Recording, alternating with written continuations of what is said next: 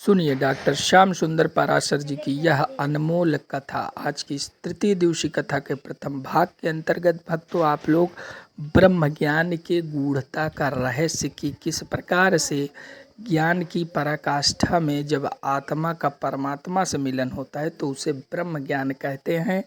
इस सिद्धांत को आज की इस कथा में आप समझेंगे भक्तों। श्री राधे राधे। नंदोत्सव के 18 श्लोकों में प्रकट कर दिया, या यूं कहो 18 पुराणों का सार सर्वस्व 18 श्लोकों में प्रकट कर दिया, या भगवत गीता के 18 अध्यायों का तत्व इन 18 श्लोकों में प्रकट कर दिया। सुखदेव जी कहते हैं नंदस्त्वात्मज उत्पन्ने जाता हलादो महामना। नंद के घर में जब लाला हुआ तो नंद बाबा को अपूर्व आनंद की अनुभूति हुई। अद्भुत आनंद है। 90 वर्ष की उम्र में हुआ है बालक। पर क्या सचमुच ये नंद का ही लाला है? लाला तो वसुदेव का है। उत्पन्न मथुरा में हुआ, उत्सव गोकुल में मनाया गया। तो फिर सुखदेव जी ने नंदस्त्वात्मज उत्पन्ने क्यों कहा? भाई आत्मज शब्द अपने ही बेटे के लिए प्रयोग किया जा सकता है। दूसरे के बच्चे को हम अपना आत्मज नहीं कह सकते। बेटा कह सकते हैं, हमारा बच्चा है ऐसा बोल सकते हैं, पर हमारा आत्मज है ऐसा नहीं बोल सकते। आत्मज अपने ही बेटे को कहा जाता है। और फिर उत्पन्न गोकुल में नहीं हुए, वो तो मथुरा में हुए हैं। तो फिर सुखदेव जी ने नंदस्त्वात्मज उत्पन्ने, आत्मज और उत्पन्ने शब्द का प्रयोग क्यों हुआ? सुखदेव जी कह सकते थे नंदस्त्वर्भक आयाते, नंद के घर में बालक आया। अर्भक माने बालक, तो अर्थ बड़ा संगत प्रासंगिक हो जाता। अब नंद के घर में बच्चा आया, हम वैसे भी कह सकते हैं भाई उनके घर में बेटा आया है।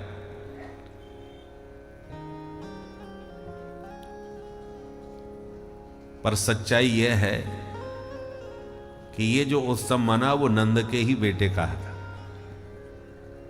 हमारे ब्रज के रसिक संत कहते हैं कि नंद नंदन और हैं और वासुदेव कृष्ण वसुदेव नंदन और हैं। जसोदा मैया के युगल संतान हुई, एक बेटा एक बेटी। और वसुदेव जी जब अपने लाला को सिर पर रख करके लाए तो नंद नंदन और वसुदेव नंदन दोनों मिलके एक हो गए और दोनों ने मिलजुल के लीला करी। परंतु जब अक्रूर जी मथुरा ले जाने के लिए आए तो वसुदेव के लाला मथुरा चले गए, नंद के लाला ब्रज में रह गए। क्योंकि नंद के लाला का प्रण है कि वृंदावनम परित्यज्य पादमेकम न गच्छति।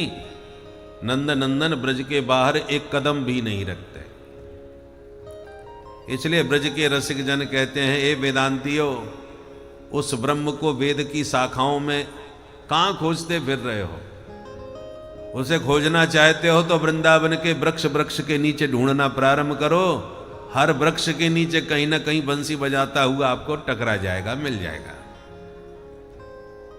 वेद की विशाल शाखाओं में खोजते खोजते बाबले हो जाओगे, वो जल्दी से मिलने वाला नहीं है। वेद द्रुमे मृगयमा वृंदा विपिने द्रुमे द्रुमे पश्य। क्या प्रमाण है कि ब्रज में मिलेंगे? बोले यद ब्रज वनिता भूत्वा श्रुति भी यही वालोकितम परब्रह्म। क्योंकि वेद की श्रुतियों ने बहुत गाया, बहुत खोजा, पर नहीं पाया। नेति नेति कह के श्रुतियां मौन हो गईं। तब वे ही श्रुतियां ब्रज की गोपियां बन करके ब्रज में आईं। तब गोपी बन करके नंद नंदन को ब्रज में प्राप्त कर पाई। इसलिए यद ब्रज बनता भूत्वा श्रुति भी यही वावलोकितम परब्रह्म। श्रुतियों ने भी वृंदावन में ही आकर के उस ब्रह्म को पकड़ पाया। इसलिए उस परमात्मा को पाना है तो वृंदावन की बीथियों में विचरण करो, वृक्ष के नीचे खोजो तो कदम के नीचे कहीं बंसी बजाता हुआ बंसी वाला मिल जाएगा। वृंदावन के प्रति अपूर्व निष्ठा है। श्री भट्ट जी कहते हैं, रे मन वृंदा विपिन निहार। अपने मन से कह रहे, मेरे मन वृंदा विपिन निहार। यद्यपि मिले कोटि चिंतामणि, यद्यपि मिले कोटि चिंतामणि, तदपि न हाथ पसार। मेरे मन वृंदा विपिन निहार। भट्ट जी कहते तुम्हें कोई 2-4 मणि नहीं, एक मणि कितनी कीमती होती है। और चिंतामणि और भी गजब की होती है। चिंतामणि के बारे में आपने सुना होगा कि उस मणि को सामने रख करके जिस वस्तु का चिंतन करोगे वही सामने आ जाएगी। संसार की सारी वस्तुएं आप चिंतन करते ही चिंतामणि के सामने प्राप्त कर सकते हैं। चिंतामणिर लोक सुखम, सारे संसार का सुख दे सकती है एक चिंतामणि। पर तुम्हें कोई करोड़ों चिंतामणि दे कि वृंदावन के बाहर आ जाओ, हम तुम्हें करोड़ों चिंतामणि देंगे, तो तदपि न हाथ पसार, फिर भी उनके सामने हाथ मत फैलाना, लालच प्रलोभन में मत आ जाना, वृंदावन छोड़ के कभी मत जाना। और चिंतामणि की छोड़ो, साक्षात नंद नंदन कृष्ण भी ब्रज की परिधि के बाहर खड़े होकर के तुम्हें पुकारे, आओ मेरी शरण में, मैं ये खड़ा हूं, मामेकम शरणम ब्रज।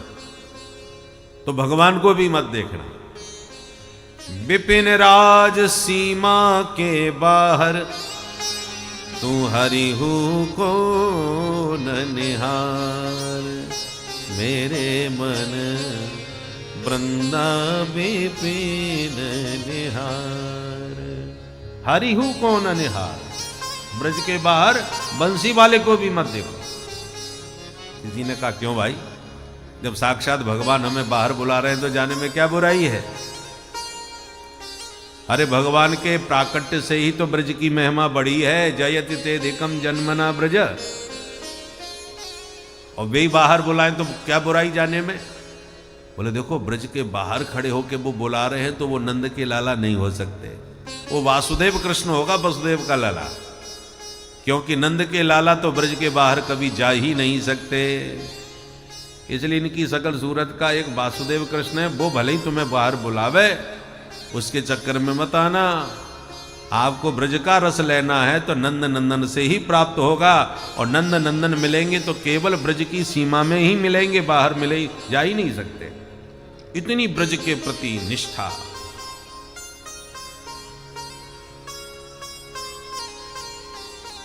जय श्री भट्ट धूल धूसरे तन, यह आशा उर्धार। रे मन वृंदा विपिन निहार। धूल में लिपटे हुए नंद नंदन कृष्ण का दर्शन ब्रज में करो। बोलो जय श्री कृष्ण। जय श्री कृष्ण। ब्रज की रज की बड़ी महिमा, ब्रज की 3 महिमाएं, 3 बहुत प्रसिद्ध हैं। कौन कौन?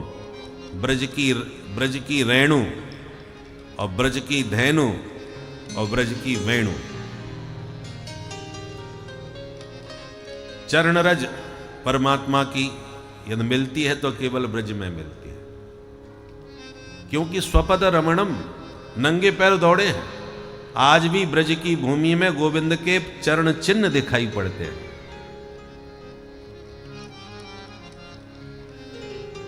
भगवान के चरण चिन्ह अभी तक कहां से बने रह गए? गोवर्धन में आपको मिल जाएंगे। तो गोवर्धन की शिलाखंड में भगवान के चरण चिन्ह कैसे छप गए? बोले भाई, जब गिरिराज जी में खड़े होकर के माधव मुरली बजाते हैं तो मुरली की तान सुनकर के पत्थर द्रवीभूत हो जाते हैं, और जब पत्थर पिघलता है तो गोविंद जहां खड़े रहते हैं वहीं पर वो प्रभु के चरण चिन्ह अंकित हो जाते हैं। जैसे गीली मिट्टी हो, आप उस पर खड़े हो जाओ तो जम जाती है, द्रवित है। ऐसी कन्हैया की बंसी से द्रवित जो पाषाण हैं उनमें गोविंद के पग चिन्ह छप जाते हैं। इसलिए ब्रज की ब्रज का अर्थ ही क्या है? ब्रज का अर्थ है जहां ब्रह्म की चरण रज प्राप्त हो उसका नाम ब्रज। पूरा शब्द है ब्रह्म रज। और जैसे व्याकरण में प्रत्याहार बनाए जाते हैं, अच कहते ही पूरे स्वरों का ज्ञान होता है। अयुण रेल रे के ए औंग आई औच, तो अयुण के आ से लेके आई औच के चा तक केवल आदि और अंत अक्षर बोल दिया अच। अच कहते ही सब अक्षरों का ज्ञान बीच का हो गया। उसी प्रकार पूरा शब्द है ब्रह्म रज। तो आदि का अक्षर है ब्र और अंत का अक्षर है रज का ज, तो ब्रज का अर्थ हो गया ब्रह्म रज। भगवान की चरण रज जहां प्राप्त हो उसका नाम है ब्रज। इसलिए ब्रज में आज भी बहुत से रसिक उपासक ऐसे हैं जो ब्रज की भूमि में प्रवेश करते ही जूता चप्पल उतार के रख देते हैं कि जब हमारे नंद नंदन यहाँ नंगे पैर दौड़े हैं तो हम जूता चप्पल पहन के कैसे चल सकते हैं। ऐसी ब्रज के प्रति आस्था और निष्ठा है। ब्रज में रह के कि भगवान ने 5 व्रत लिए। कौन कौन से? जब तक भगवान ब्रज में रहे कभी जूता चप्पल नहीं पहने, पहला नियम लिया। मैया समझाती बाबरी है गई, अरे बेटा कन्हैया तू गैयन के पीछे भागो डोलो करे, कम से कम जूता चप्पल पहन के तो जायो कर, कांटे पत्थर चुभ जाएंगे। कन्हैया कहते हैं मैया गैया भी तो मेरी मैया है, मुकु दूध पिवावे, हमारो ध्यान रखे। जब मेरी गैया मैया जूता चप्पल ना पहने तो मैं कैसे पहन लूं? तो मैया बेचारी रह जाए। ये गैयन को बड़ो भगत है भाई। इसलिए भगवान पक्के गोपाल हैं, गायों के पालक। नमो ब्रह्मण्य देवाय गो ब्राह्मण हिताय च। भगवान गाय ब्राह्मणों से बहुत प्रेम करते हैं, इसलिए इनके लिए अवतार ही लिया है। विप्रधेनु सुर संत हित लीन मनुज अवतार। तो जब तक ब्रज में भगवान रहे कभी जूता चप्पल नहीं पहने। दूसरा नियम लिया, जब तक ब्रज में रहे कभी केस नहीं कटाए। घुंघराली अलकावली ऐसी लहराती रहती थी, बाल नहीं बनाए। और जब तक ब्रज में रहे हाथ में कोई अस्त्र शस्त्र नहीं उठाया। ब्रज में जितने असुर आए, किसी को मुक्का मार दिया, किसी के पेट में घुस गए, सबको ऐसे ही हाथ पैरों से लुढ़काया। हथियार कोई भी अस्त्र आयुध अपने हाथ में नहीं लिया। ब्रज की रसमयी प्रेम भूमि है, इसमें अस्त्र शस्त्र का क्या काम। और ब्रज में एक और नियम लिया, कभी सिले वस्त्र नहीं पहने।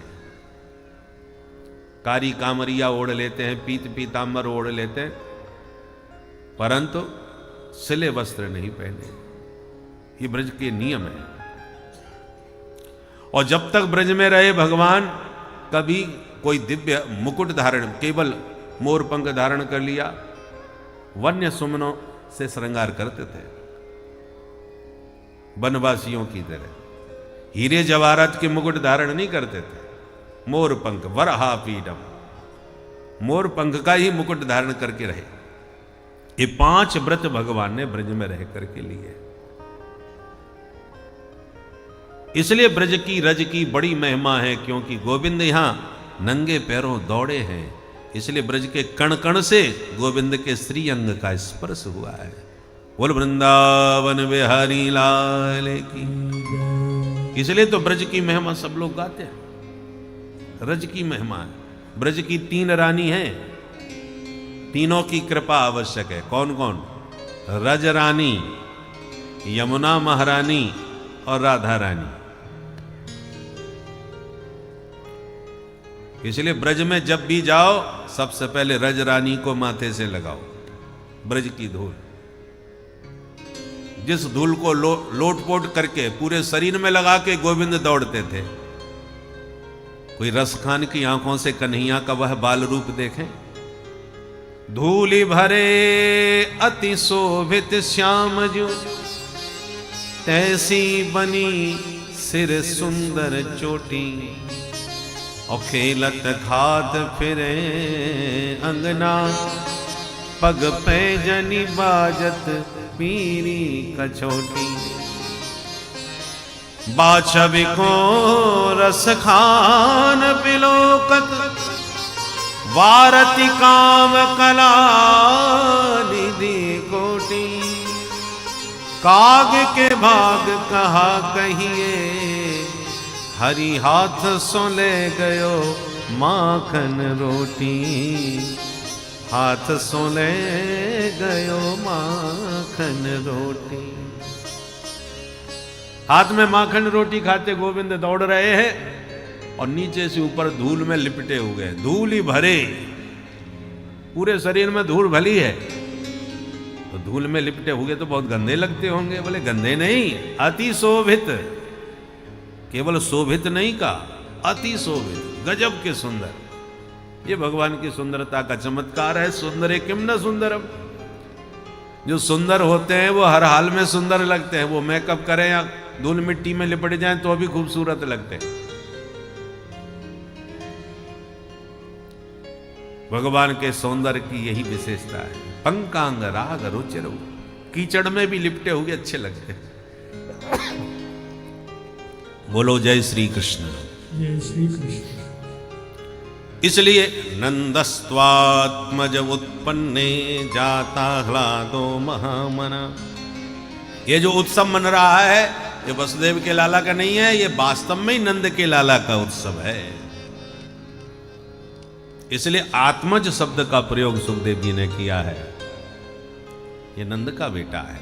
सबसे पहले विप्राण आहूय, नंद बाबा ने समाचार सुनते ही सबसे पहले ब्राह्मण बुलवाए। कैसे ब्राह्मण आए? वेद ज्ञान, सब वेदज्ञ ब्राह्मण, कोई एक वेदी, कोई द्विवेदी, कोई त्रिवेदी, कोई चतुर्वेदी, सबरे वैदिक ब्राह्मण पहुंचे महाराज। द्विवेदी, त्रिवेदी, चतुर्वेदी तो सुनने में आते हैं, एक वेदी सुनने में नहीं आते। एक वेदी ब्राह्मण कहलाते हैं उपाध्याय। उपाध्याय ब्राह्मणों को एक वेदी कहा जाता है। तो इस प्रकार के सब वैदिक ब्राह्मण आए और नंद बाबा से बोले, बाबा आप जल्दी नहा धो के आजा, कुछ पूजा पाठ करवा ले।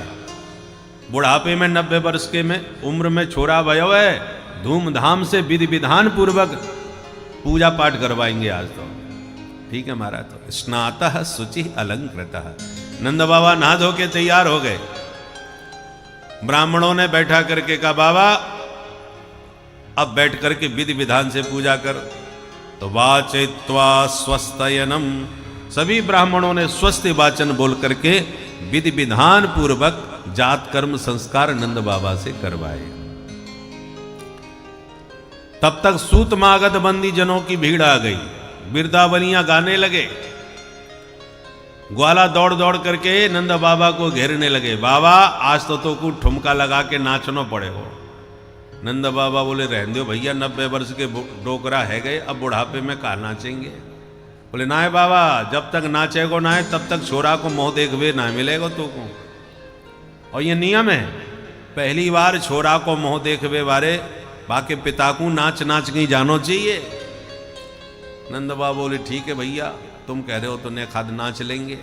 एक हाथ कमर पे, एक हाथ माथे पे रख के जो ठुमका लगानो चालू कियो, सबरे ग्वाला घेर के नाचवे लगे और नचावे लगे नंद बाबा को।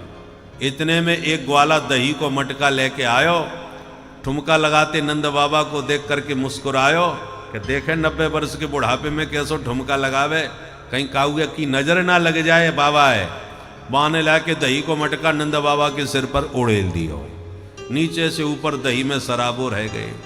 नंद बाबा मुंह पहुंच के बोले, चोरेदारी के करो धरो मेरो श्रृंगार सब तेने दही में बराबर कर दियो। सबरे ताली बजा के हंसवे लगे। अरे बाबा, दही में नहा के छोरा को पहली बार मुंह देखो जाए, जो जैसे समझा दे बाबा वैसे ही मान जाए। नंद जो ग्वालन आ पकड़े, कही लोगन नाचन को व्यवसाय, और मोद भरे कसी फेंट चले, तब नंद बाबा सबके मन भाए। नाचत देख के नंद बाबा, सब नाचत नाच उमंगन छाए, काहू ने ला दधी नंद के ऊपर, डार दियो सब लोग हंसाए। बोल नंद के लाला की। और इस प्रकार से सब गोपी ग्वाल 84 कोस के ब्रजमंडल से दौड़ दौड़ के आ रहे हैं। जब जहां जिसने सुना कि नंद के लाला भयो है, वही ले ले बधाई, लाला की छवि निहारने के लिए आ रहे हैं और मस्ती में झूम के सब गा रहे हैं। क्या गा रहे हैं? अरे ब्रज में है रही जय जयकार, नंद घर लाला जायो है। ब्रज में है रही जय जयकार, नंद घर लाला जायो है। ब्रज में है रही जय जयकार, नंद घर लाला जायो है। ब्रज में है रही जय जयकार, नंद घर लाला जायो है। लाला जायो है, जसोदा ने कान्हा जायो है। लाला जायो है, यशोदा ने लाला जायो है। कि ब्रज में ब्रज में है रही जय जयकार, नंद घर लाला जायो है।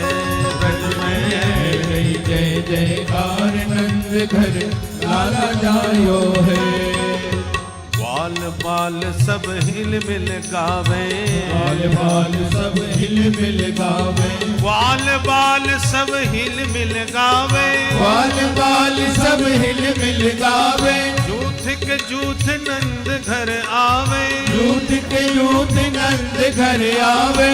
जूथ के जूथ नंद घर आवे, जूथ के जूथ नंद घर आवे। अरे ब्रह्मानंद समान आज सुख सबने पायो है। ब्रह्मानंद समान आज सुख सबने पायो है। कि ब्रज में ब्रज में है रही जय जयकार, नंद घर लाला जायो है। ब्रज में है रही जय जयकार, नंद घर लाला जायो। बधाई हो, नंद के लाला की जय हो।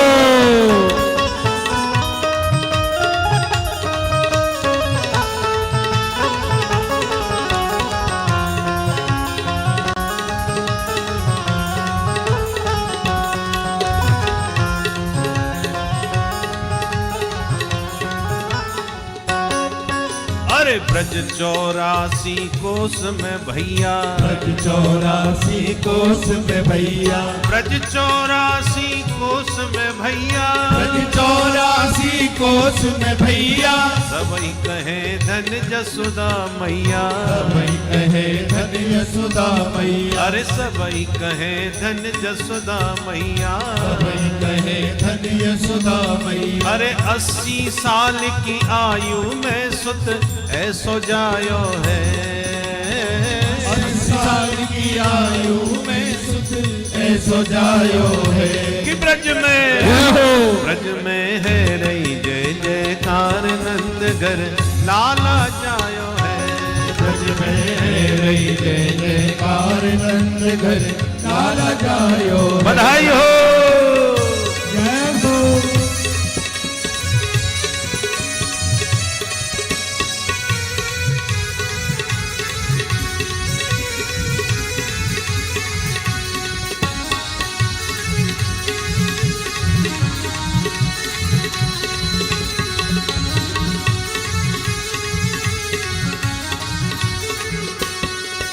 अरे नंद जसोदा भाग्य बढ़ाई, नंद जसोदा भाग्य बढ़ाई। नंद जसोदा भाग्य बढ़ाई, नंद जसोदा भाग्य बढ़ाई। अरे सब ही देने लगे बधाई, सब ही देने लगे बधाई। शारद शेष सके नहीं गाई, शारद शेष सके नहीं गाई। ऐसो अद्भुत सुत तो काहू और न जायो है। ऐसो अद्भुत सुत तो काहू और न जायो है। कि ब्रज में ब्रज में है रही जय जयकार, नंद घर लाला जायो है।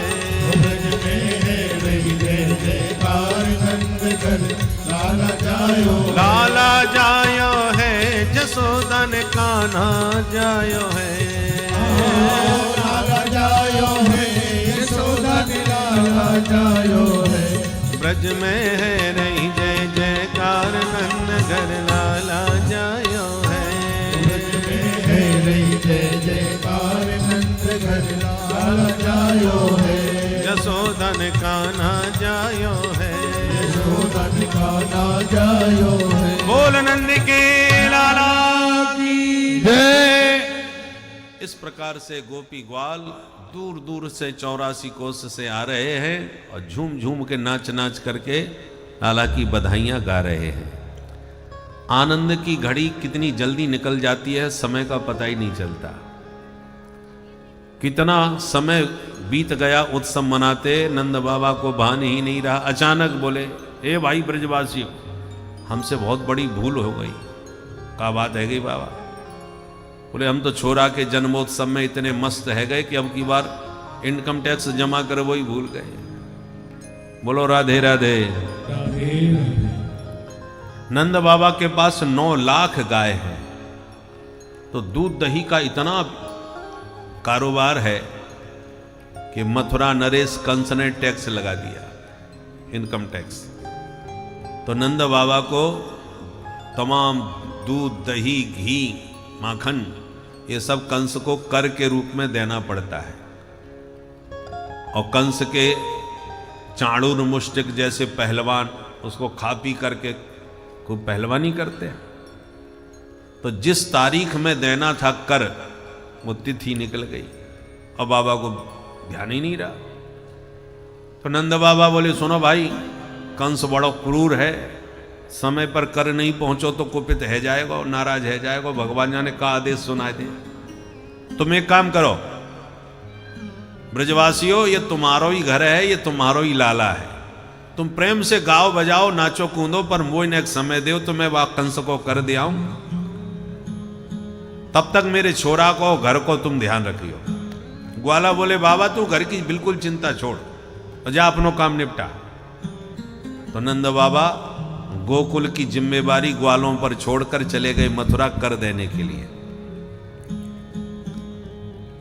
गोपान गोकुल रक्षायाम निरूप्य मथुरांगतः, नंदः कंसस्य वार्षिक्यं करम दातुं कुरुद्वः।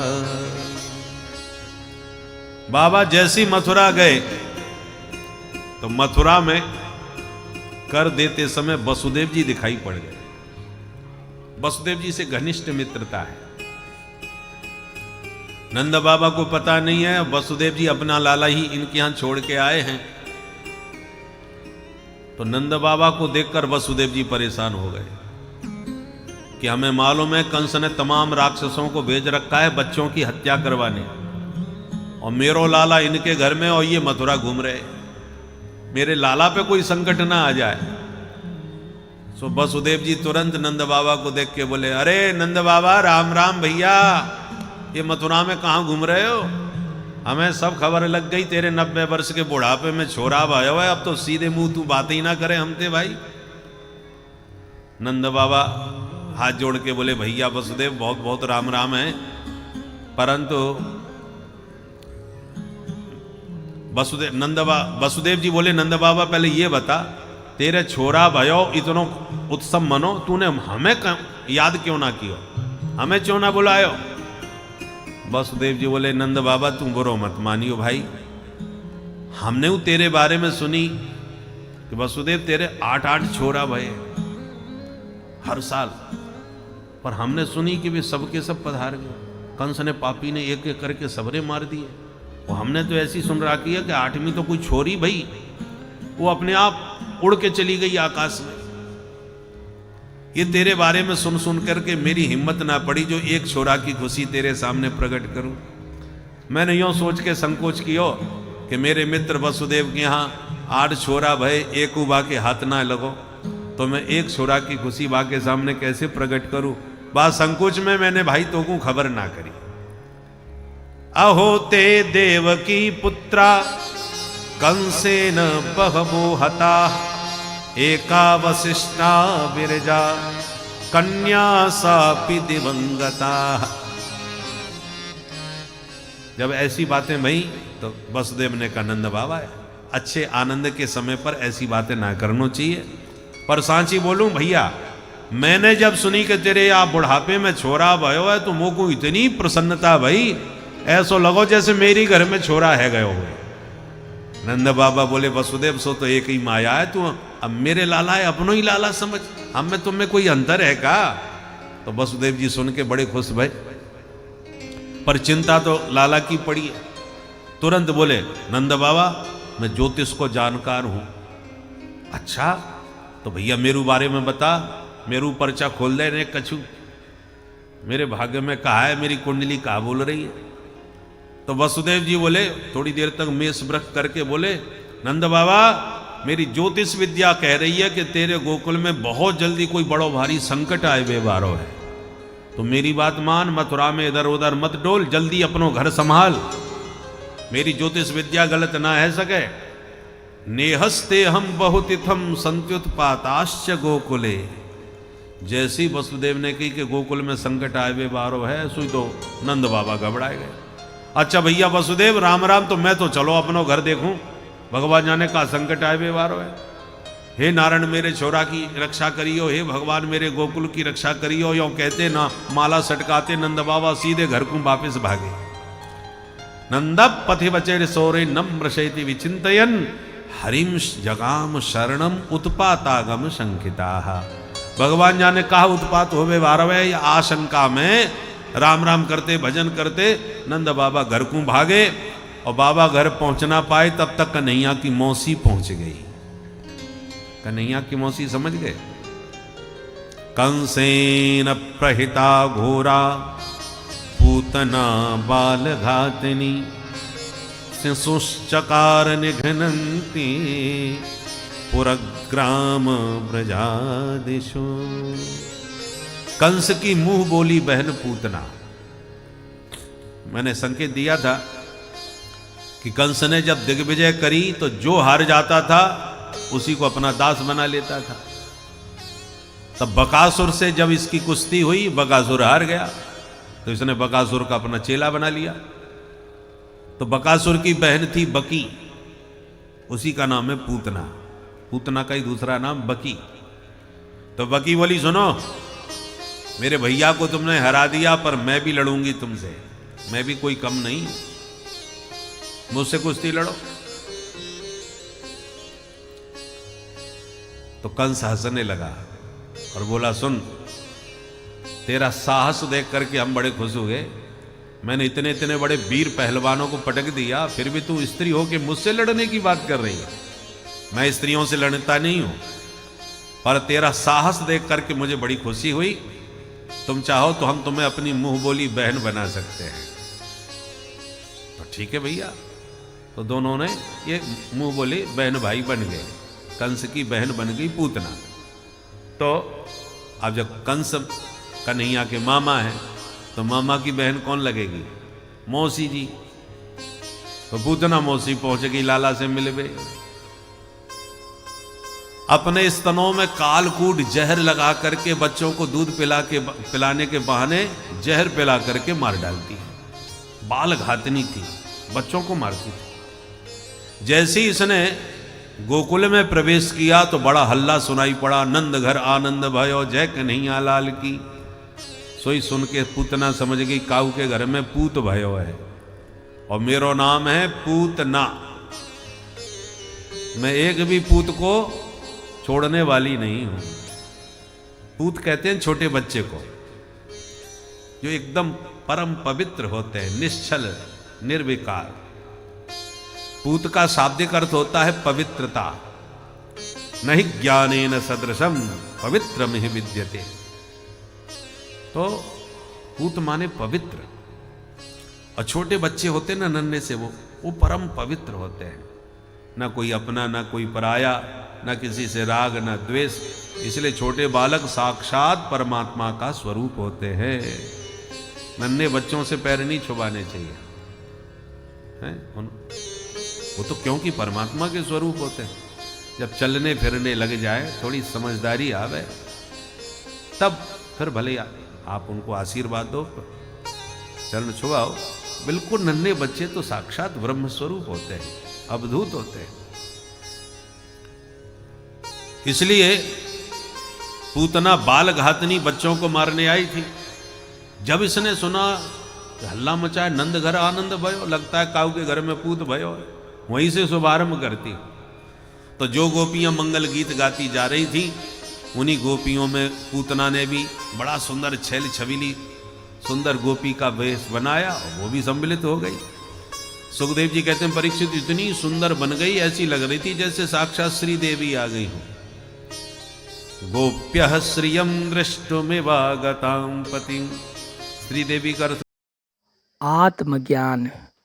शरीर के 10 द्वार होते हैं, 10 द्वार का पूर्ण ज्ञान कि किस प्रकार से आत्मा किस अवस्था में किस द्वार से निकलती है, इस पूर्ण ब्रह्म ज्ञान को ही आत्मज्ञान भी कहते हैं, जिसके माध्यम से हम यह जान पाते हैं कि ब्रह्म के साथ साक्षात्कार के लिए कौन सा द्वार शरीर का सबसे अधिक उपयोगी है और उसी द्वार से आत्मा का निष्कासन होता है। तो यह सब जो घटनाएं हैं, इसको आज यहाँ श्री महर्षि वेदव्यास जी के द्वारा इसका प्रतिपादन किया गया है, जिसे आप लोग ध्यान से सुने भक्तों।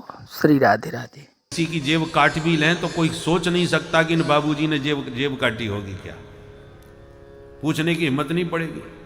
तो पूतना ने भी इतना सुंदर मनोहर रूप बनाया कि इस भीड़ में जब घुसी चली गई तो अपरिचित होते हुए भी किसी की हिम्मत नहीं पड़ी जो पूछ ले कि तू कौन, कहां से आई है। कोई फटीचर बन के घुसे तो कोई भी टोक देगा भाई तू कौन है।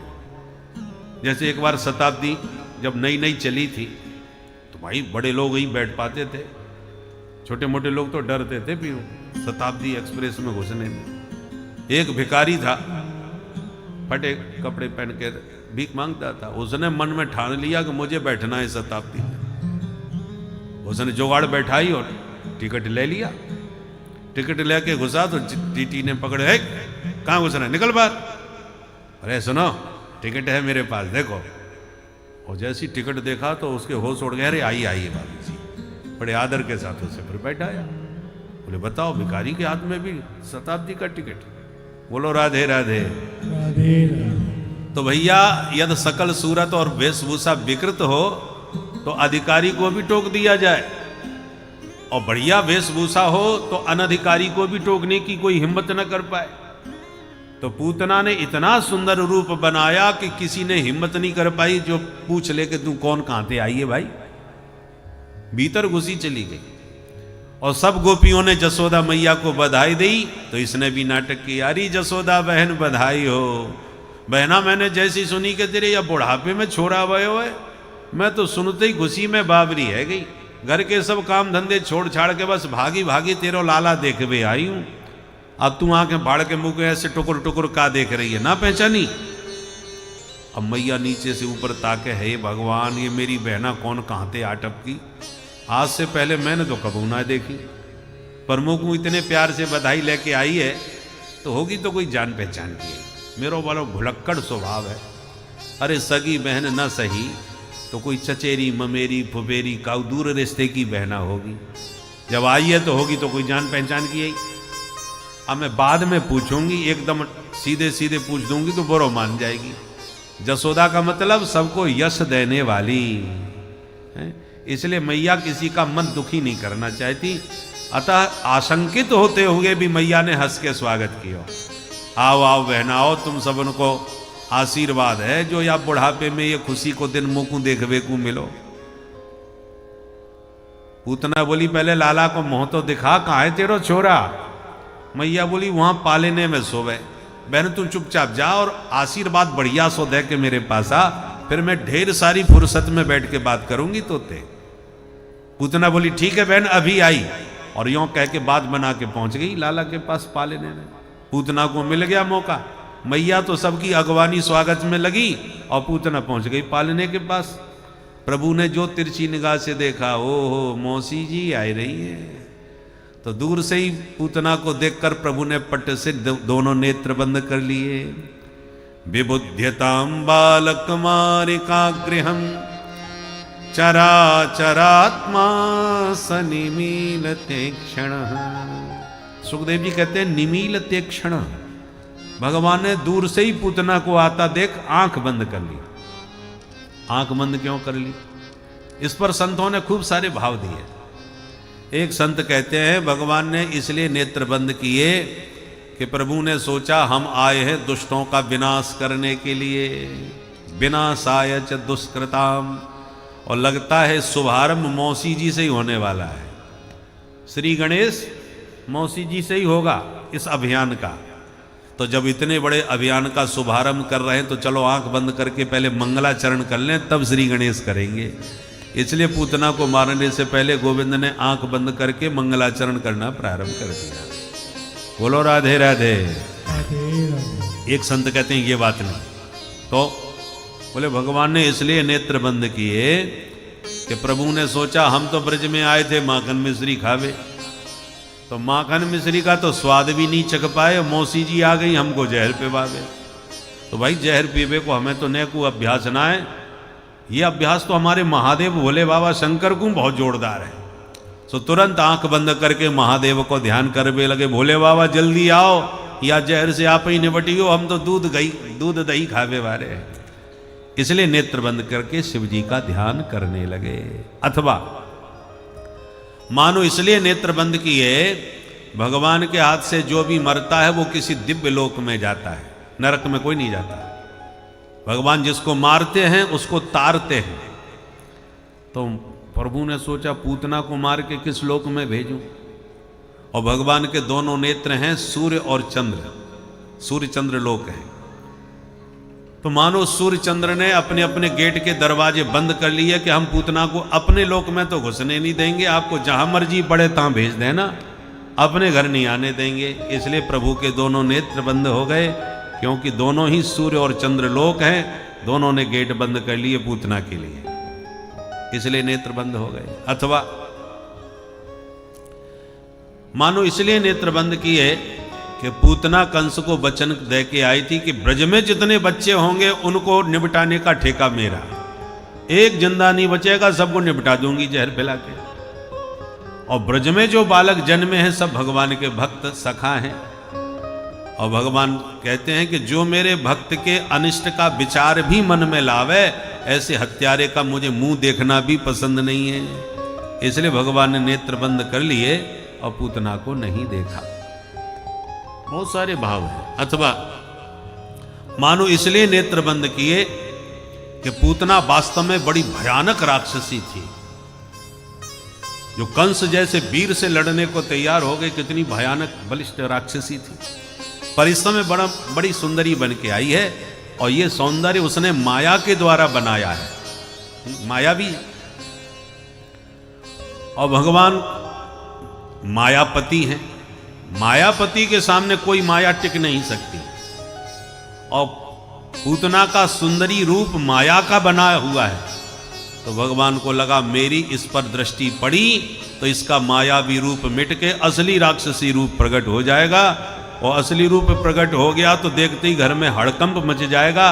इसलिए जैसी सुंदरी बन के आई है वैसी ही बनी रहने दो, चलो हम ही अपनी आंखें बंद कर लेते हैं ताकि इसका असली रूप प्रकट न हो जाए। इसलिए नेत्र बंद किए। अथवा मानो इसलिए नेत्र बंद किए, नेत्र से नेत्र मिलते हैं तो आंखें चार हो जाती है और प्रेम उद्दीप्त होने लगता है, प्रेम जागृत होने लगता है। तो भगवान को लगा मेरे नेत्र तो वैसे ही चंचल चपल हैं और पूतना मौसी से आंखें चार हो गई तो इसके मन में मेरे प्रति प्रेम जाग जाएगा। और मेरे प्रति प्रेम जग गया तो ये फिर मुझे नहीं मारेगी, मुझे छोड़ कर यहाँ से वापस चली जाएगी। और कहीं ये मुझे छोड़ के चली गई तो मेरे जितने सखा हैं सबको जहर खिला के मार डालेगी। इसलिए इसके भीतर मेरे प्रति प्रेम न जग जाए, मेरी इसके साथ आंखें चार न हो जाएं, इसलिए कन्हैया ने पहले ही अपने नेत्र बंद कर लिए। अथवा मानो इसलिए नेत्र बंद किए कि जैसे भगवान ने सोचा कि मैंने अब तक माताओं का स्तनपान किया है, कौशल्या मैया, जसोदा मैया, देवकी मैया, ये दिव्य माताएं हैं, तपस्विनी हैं, जिनका प्रभु ने साक्षात स्तनपान किया, पर भगवान को लगा ये पहला अवसर है जो एक हत्यारिन पूतना जैसी पापनी का स्तनपान करना पड़ रहा है, ये पहला मौका है। और आज तक हमने हत्यारिन का दूध तो कभी नहीं पिया, और ये पिलाए बिना मानेगी नहीं आज। तो जैसे छोटे बच्चों को कड़वी दवा पिलानी होती है तो माताएं कहती हैं बेटा आंख मूंछ के पी जा, तो भगवान को लगा आज हत्यारन का दूध पीना पड़ रहा है, चलो आज कड़वी दवा समझ के आंख मूंछ के पिए ही लेते हैं, इसलिए भगवान ने नेत्र बंद कर लिए।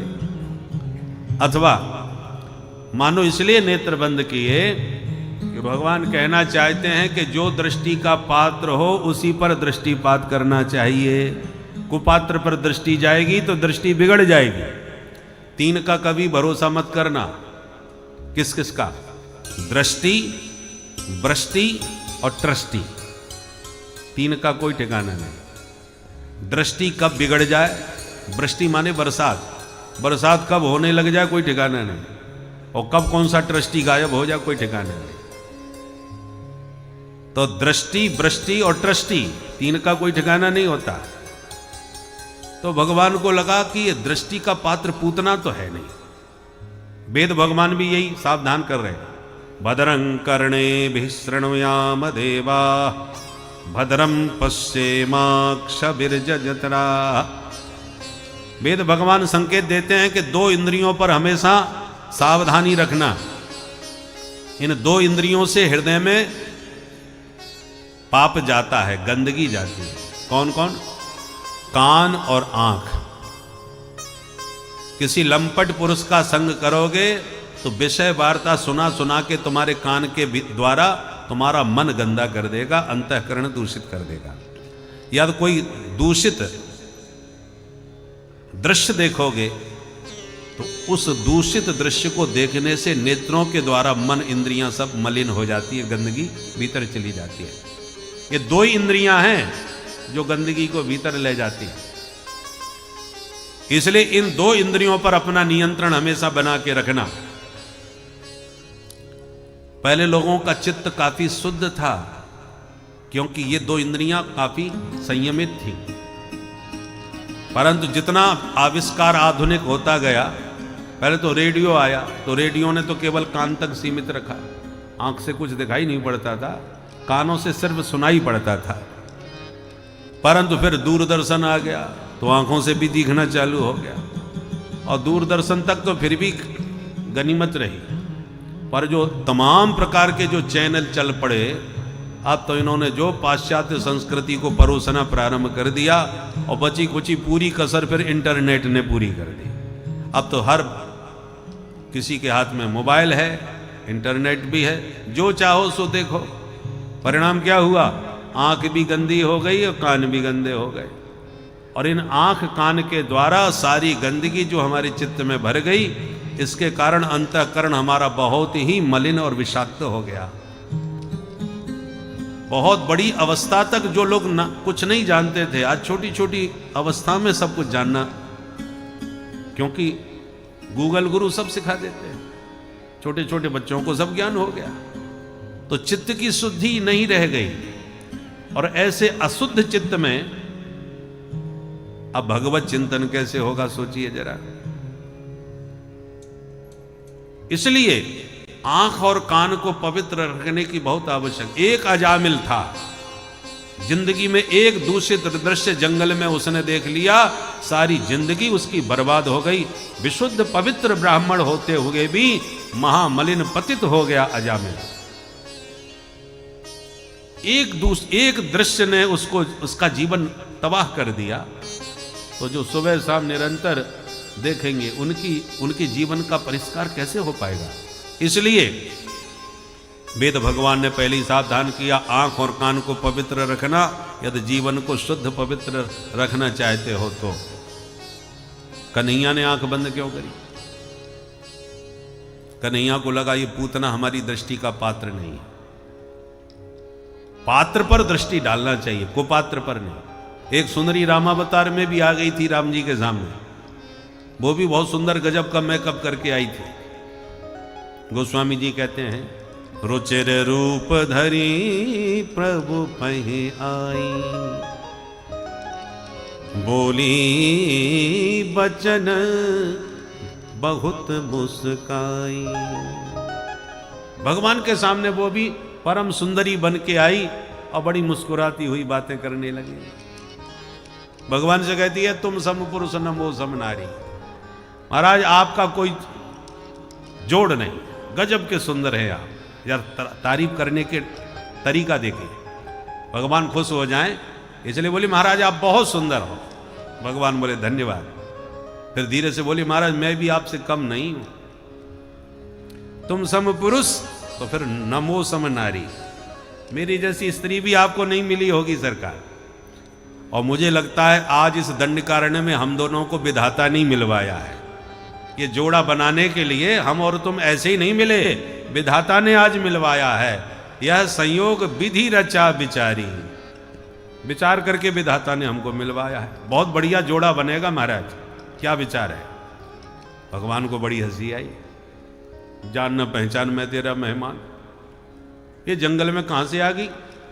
और फिर भगवान से कहती है सरकार बुरा मत मानना, मैंने पूरा विश्व भ्रमण करके देख लिया, मुझे मेरी टक्कर का आज तक कोई ढंग का पुरुष नहीं मिला, इसलिए मैं तो कुंवारी रह गई, मैंने तो शादी ही नहीं करी। आज आपको देखकर पहली बार मन में आया कि हाँ कोई तो मिला। वैसे ज्यादा सुंदर तो आप नहीं हो महाराज, बुरा मत मानना, हो तो थोड़े से काले हो सांवले हो, पर कोई बात नहीं चलेगा। तुम चाहो तो हमसे विवाह कर सकते हो, भाग्यशाली हो जो तुम्हें पसंद किया मैंने आज। ताते अब लग रही कुमारी, पर मन माना कछु तुम ही निहारी।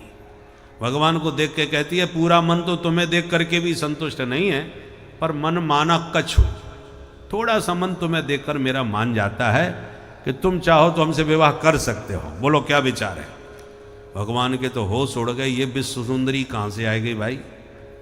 हम जब मिथिला में गए तो हमारी सुंदरता का पूरी मिथिलापुरी में डंका बज गया। धाये धाम काम सब त्यागी, मनोह रंक निधि लूटन लागी। नर नारी सब दीवानी होकर के हमको देखने के लिए दौड़ पड़े थे।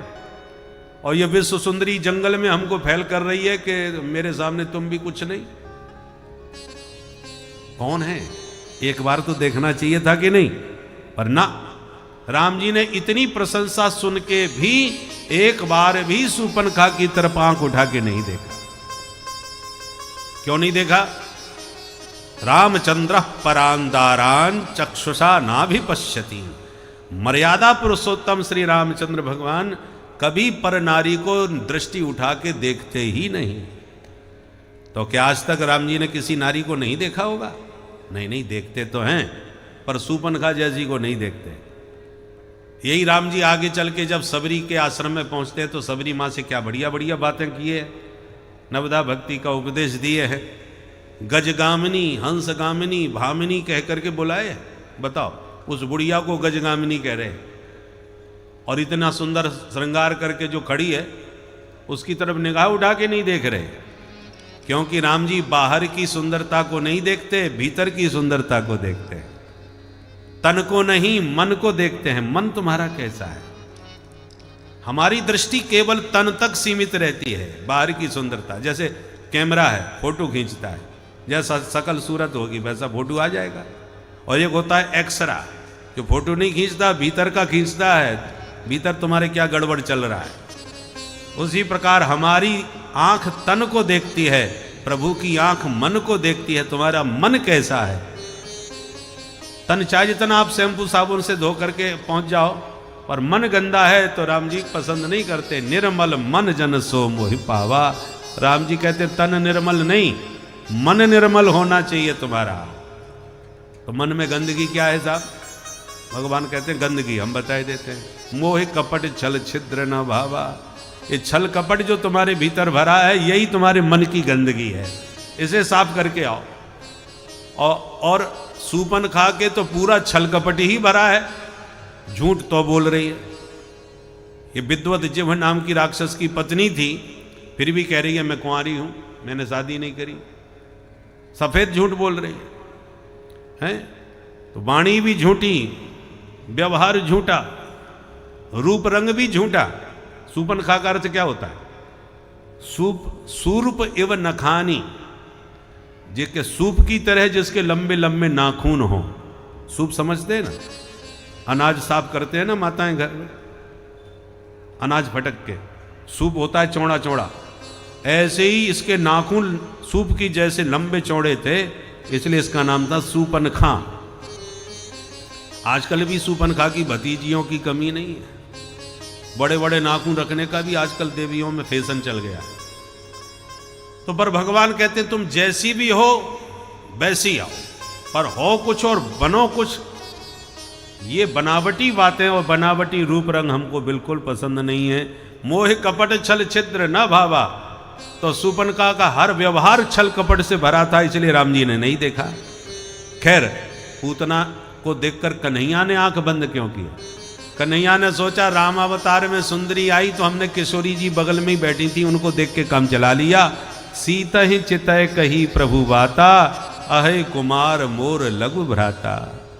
जानकी जी को देखकर प्रभु ने सूपनखा को जवाब दे दिया।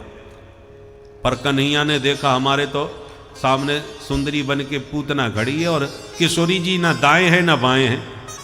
हमारी किशोरी जी यहाँ तो है ही नहीं आसपास कहीं, तो देखूं तो किसे देखूं? और दृष्टि का उचित पात्र कोई न सूझे तो आंख भले ही बंद कर लेना, पर कुपात्र पर भूल के भी कभी दृष्टि मत डालना। इसलिए कन्हैया ने नेत्र ही बंद कर लिए और पूतना को नहीं देखा।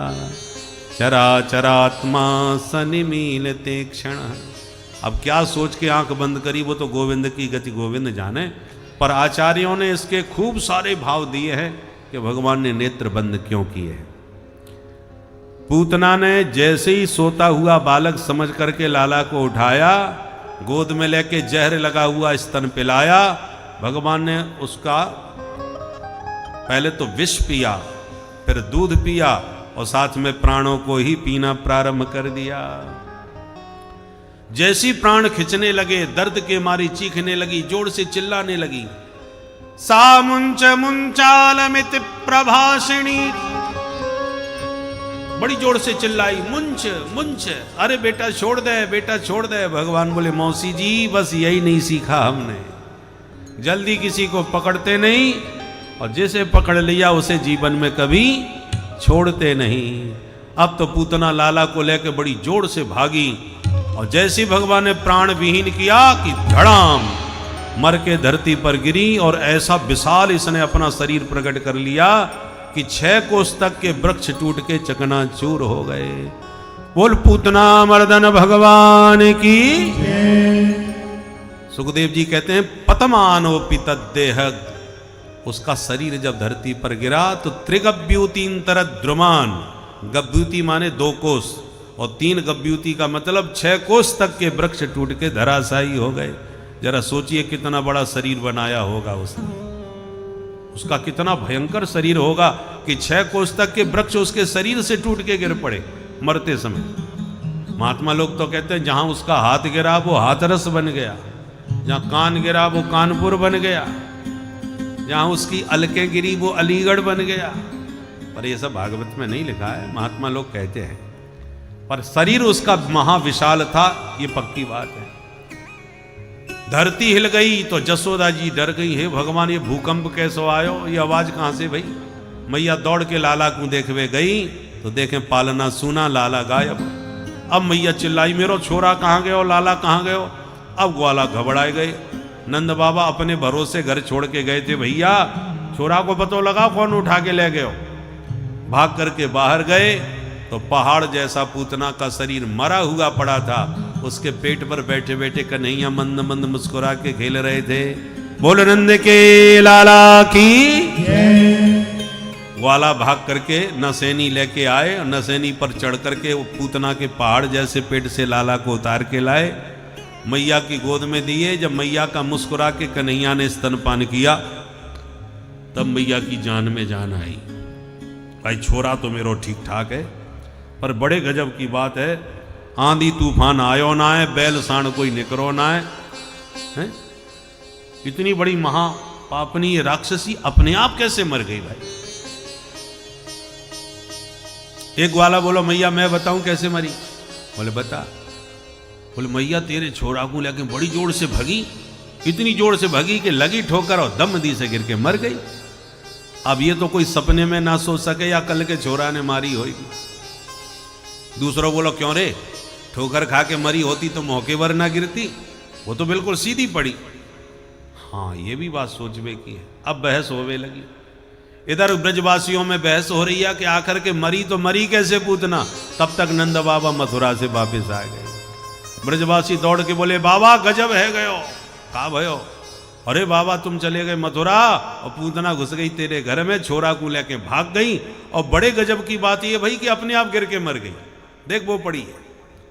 नंद बाबू बोले भाई ब्रजवासियों में मान गयो कि मेरो मित्र वसुदेव पक्को ज्योतिषी निकरो भाई। वहां ने मोते मथुरा में पहली भविष्यवाणी कर दी कि तेरे घर में संकट आए बे बारो है, तू जल्दी भाग। और देख ले बाप कितनों गजब को भविष्य वक्ता के बाकी बात पक्की निकली। मैं घर ना पहुंच पायो तब तक तो आफत आई गई।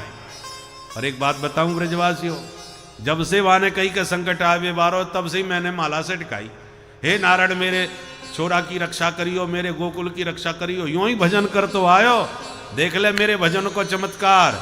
जो नारायण ने या पूतना में एक धमुकरा धर दियो सो मर गई, और साक्षात गोविंद ने नारायण ने मेरे छोरा की रक्षा कर ली। ब्रजवासी बोले बाबा अब समझ में आई ये पूतना कैसे मरी। इतनी देर से हम यही गणित लगा रहे थे, तो मरी कैसे। ये सब तेरे भजन को चमत्कार है बाबा, हमें समझ में बात आ गई। पर एक ग्वालो बोलो बाबा पूतना तो मर के चली गई, पर मथुरा गोकुल को रास्ता जाम कर गई, बीच रास्ता में मरी पड़ी। अब ये बताओ कहाँ ठिकाने लगाएं।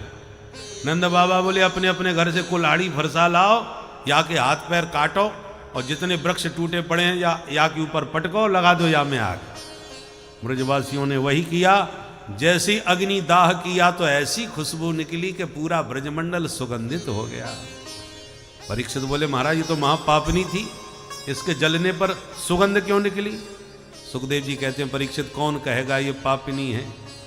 अरे जिन प्रभु का नाम लेके जो मरता है वो तर जाता है, जो साक्षात प्रभु को ही छाती से चिपका के मर रही है उसके कल्याण में क्या संदेह हो सकता है। पूतना जैसी पापनी को भी भगवान ने मां के समान गति प्रदान कर दी कि बुरी बली जैसी भी हो, पर इसने काम तो मेरी मां जैसा किया है, और रिश्ते में भी मेरी मौसी लगती है। मौसी का मतलब है मां जैसी, तो रिश्ते में मौसी और काम है मां जैसा। मां ही एक बच्चे को स्तनपान कराती है, उसने मां जैसा व्यवहार किया है, तो मैं भी मां के समान ही गति प्रदान करूंगा। तो जो धाम जसोदा मैया को बाद में मिला वो मौसी जी को पहली भगवान ने प्रदान कर दिया। ऐसा परम दयालु भगवान के अलावा कौन हो सकता है, जो पूतना जैसी राक्षसी में भी दोष नहीं देख पाए। भगवान को किसी का दोष दिखाई पड़ता ही नहीं है। जो नोट कहीं ना चलता हो ना, वही दान पात्र में ठाकुर जी के चल जाता है। भगवान के यहाँ खरे घोटे सब चलते हैं, क्योंकि भगवान किसी का दोष नहीं देखते। सुखदेव जी कहते हैं जो भी पूतना मोक्ष की कथा को प्रेम पूर्वक कहेगा और सुनेगा, गोविंदे लभते रतिम, गोविंद के पाद पद्मों में दिव्य प्रेम प्रदान करने वाला यह पावन प्रसंग है। बोल पूतना मर्दन भगवान की। इस प्रकार से भगवान ने पूतना का उद्धार किया। अब एक दिन भोले बाबा के मन में उमंग उठी, मेरे प्रभु ब्रज में प्रकट भये, चलो एक बार हम भी दर्शन करे आवे। तो हमारे भोले बाबा ने किया अपना श्रृंगार है। भोले बाबा ने बढ़िया भस्म का पाउडर लगाया, नरमुंडों की माला का हार लटकाया, सांप बिच्छुओं के आभूषण धारण किए, भुजगेंद्र हरम, और बढ़िया चंद्रमा अपनी जटाओं में सजाया, और एक हाथ में त्रिशूल एक हाथ में डमरू लेके भोले बाबा चल पड़े। बोल शंकर भगवान की। भोले बाबा ने कहा मेरे प्रभु पधारे हैं तो चलो दर्शन करे आए। जैसे ही गोकुल में आए, डमरू बजाते हुए जब पता चला कि नंद भवन इधर है, तो भवन में जब घुसने लगे तो रोक दिए गए। ए बाबा, अरे गहरे नत्थु खैरे, हर किसी को भीतर प्रवेश नहीं मिलता। एक बार हम धोखा खाए बैठे हैं, एक पापनी पूतना घुसे आई, लाला को लेके भाग गई होती, बड़ी मुश्किल से लाला के प्राणन की रक्षा भई है। तब से मैया ने आदेश दिया है कि अपरिचित व्यक्ति बिल्कुल घर में नहीं घुसा जाए, पहले अपना परिचय दो। भोले बाबा ने कहा भैया हम बहुत दूर से आए, आपको नाम का है, गांव का है, पूरा बताओ। बोले हमारो नाम है आचार्य शंकर और हम काशी में के विद्वान हैं, काशी से आए। बोले ओहो शंकराचार्य हो, आचार्य शंकर आपको नाम है, ठीक है। तो गोपियों ने कहा बाबा रुको, हम मैया ते आज्ञा ले आए, मैया आज्ञा देगी तो प्रेम से चले जाइयो, नहीं तो को बने रहो, बिना मैया की आज्ञा के तो हम तुम्हें घुसन ना देंगी। तो गोपियां भीतर जाके मैया ते बोली सुन मैया, बोलो बहना, रे मैया तोरे द्वारे जसोदा तोरे द्वारे बाला जोगी आयो, बाला जोगी आयो, रे मैया तोरे द्वारे जसोदा तोरे द्वारे बाला जोगी आयो, बाला जोगी, बाला जोगी आयो, बाला जोगी आयो, हे मैया तोरे द्वारे जसोदा तोरे द्वारे बाला जोगी आयो, बाला जोगी आयो। परंतु मैया है तो वो बाबा विचित्र, वेशभूषा बाकी बहुत खतरनाक है। कैसी वेशभूषा है? गोपियों ने वर्णन किया, अंग भभूति गले मुंड माला, अंग भभूति गले मुंड माला, मैया अंग भभूति गले मुंड माला, अंग भभूति गले मुंड माला, शेष नाग लपटायो गी, शेष नाग लपटायो, बाको तिलक भाल चंद्रमा, बाको तिलक भाल चंद्रमा, बाको तिलक भाल चंद्रमा, बाको तिलक भाल चंद्रमा, घर घर अलख जगायो जोगी, घर घर अलख जगायो, रे मैया तोरे द्वारे बाला जोगी आयो, बाला जोगी आयो, हे मैया तोरे द्वारे जसोदा तोरे द्वारे बाला जोगी आयो, बाला जोगी आयो। मैया तो सुनते ही घबरा गई, न जाने कैसे कैसे लोग आ रहे, पूतना लेके भाग गई थी, ये कोई बाबा कोई एरो गैरो ना होए। एक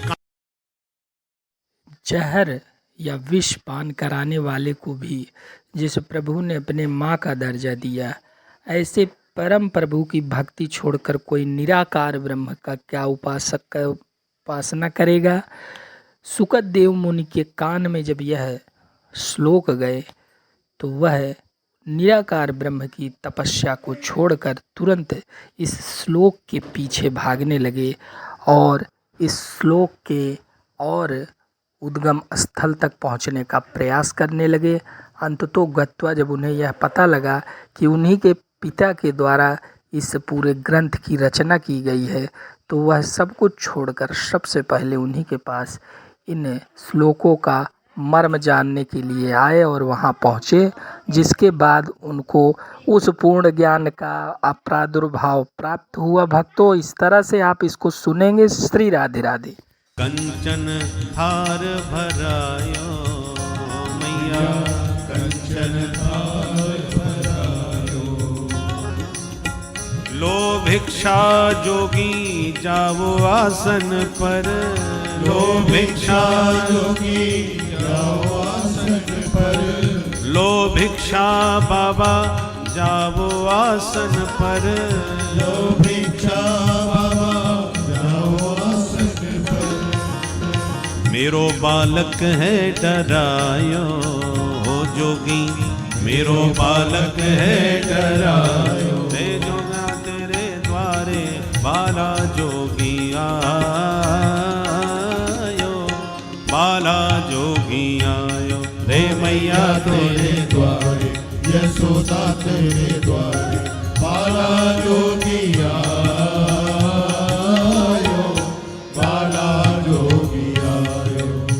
मैया बोली हे बाबा जो चाहिए सो ले जा और यहां से रास्ता नाप, घर के भीतर ना घुसन दूंगी तो को। बाबा बोले ए मैया तूने मुझको कोई लोभी लालची बाबा समझ रहा को है का? रुपया पैसा से मैं हाथ ही ना लगाऊं, मैं महान अवधूत त्यागी बाबा हूं।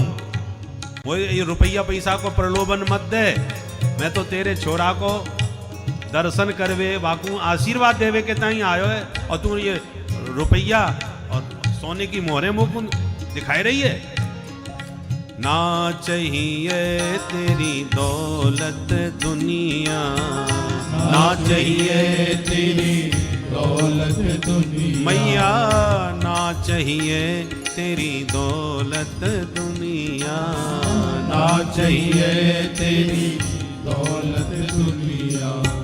ना ये कंचन माया हो मैया, ना ये कंचन माया, हो मैया, ना ये कंचन माया मैया। ना ये कंचन तो क्या चाहिए बाबा? अपने बालक का दर्शन करा दे मैया, अपने बालक का दर्शन करा दे मैया, अपने बालक का दर्शन करा दो मैया, अपने बालक का दर्शन करा दो मैया। मैं दर्शन को आयो मैया, मैं दर्शन को आयो रे मैया तोरे द्वारे बाला जोगिया, बाला जोगिया रे मैया तोरे द्वारे यशोदा तोरे द्वारे बाला जोगिया, बाला जोगिया। मैया बोलिए बाबा तो को कमी पड़ रही हो तो और मांग ले, जो चाहिए सो ले ले, पर छोरा को देखवे की बात मत करियो। तेरी वेशभूषा देख के मेरी धड़कन तेज है गई, मेरो नेक सो छोरा घबरा जाएगा, डर जाएगा, सांप बिच्छू तेने तूने लटका रखे अपने शरीर में। बोले बाबा ने कहा मैया तुम ये सब मेरे पालतू हैं, तू इनते काय को घबरावे, कोई कछू ना बोलेगो, एक झलक तू अपने लाला की मुंह को दिखाई दे। मैया ने कहा देख तो को मैंने 10 बार समझा दियो, लाला से मिलवे की बात मत कर, जो चाहिए सो और मांग ले। बोले बाबा ने कहा सुन मैया तेनू अभी बाबा को हटना है, देखो ये जोगी का हट है, जब तक दर्शन ना करूंगो तेरो देहरी ना छोड़बे बारो, घर ना छोड़बे बारो, अलग भाव लेकर के बाबा ने लेके त्रिशूल गाड़ दियो धरती में। मैया तो घबरा गई, बाबा तो बहुत खतरनाक है भाई, बहुत ही जिद करे ये तो। मैया ने हिम्मत बांध के कही सुन बाबा ये धमकी का हुआ रे दियो, मैं तेरी धमकी में आवे वारी ना है, तू बैठो रहिए दरवाजे पर, मैं चली अपने भीतर। बाबा बोले आज नहीं तो कल जादना छोड़ा बड़ो है जाएगा, कबू तो घर के बाहर निकालेगी, जादना तू घर के बाहर लाएगी, वादना दर्शन करके हूँ तेरो घर छोड़ूंगो, वैसे जावे बारो ना है, यहीं आसन जमा करके समाधि लगा लूंगो। मैया बोली तू बैठो रहियो दरवाजे पे, मैं दूसरो दरवाजो फुरवाए लूंगी, पत्तों को दर्शन ना दूंगी। और यूं कह के मैया तो भीतर जिद पकड़ के चली गई। अब बाबा बड़े परेशान है, भगवान बरसन बाद तो काशी से हैं ज्ञान वापी से निकल के आए हैं लाला के दर्शन करवे, परंतु मैया जिद करके दर्शन ही ना दे रही, अब क्या करे। तो बोले बाबा ने डमरू बजाना चालू किया, जैसे ही बाबा का डमरू सुना